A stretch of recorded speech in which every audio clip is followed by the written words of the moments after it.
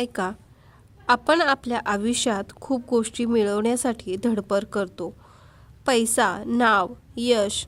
पण या धावपळीत एक गोष्ट आपण नकळत विसरतो, ती म्हणजे आई वडिलांची किंमत. तेच आपण स्वामी समर्थ यांचे विचार ऐकणार आहोत.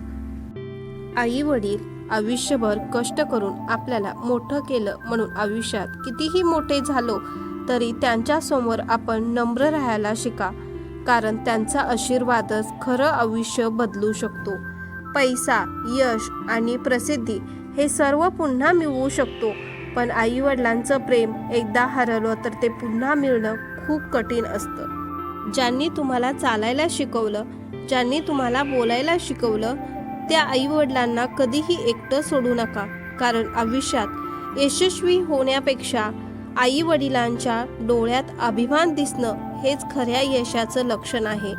जगात खूप लोक भेटतात, मित्र, नातेवाईक, ओळखी, पण आई वडिलांसारखं निस्वार्थ प्रेम कोणीच देऊ शकत नाही. स्वामी समर्थ सांगतात, ज्याच्या घरात आई वडिलांचा आशीर्वाद असतो तो त्या घरात सुख, शांती आणि समृद्धी कायम राहते. जग जिंकलात तरी चालेल, पण आई वडिलांचं मन दुखवलं तर आयुष्यात आपण काहीच कमवलं नाही. कधी कधी आई वडील आपल्याला रागवतात, पण त्या रागामागे त्यांचं प्रेम आणि काळजी लपलेली असते.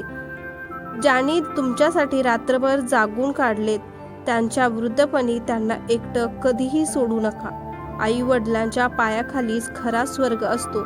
त्यांची सेवा करा आणि आयुष्यभर त्यांचा आशीर्वाद मिळवा.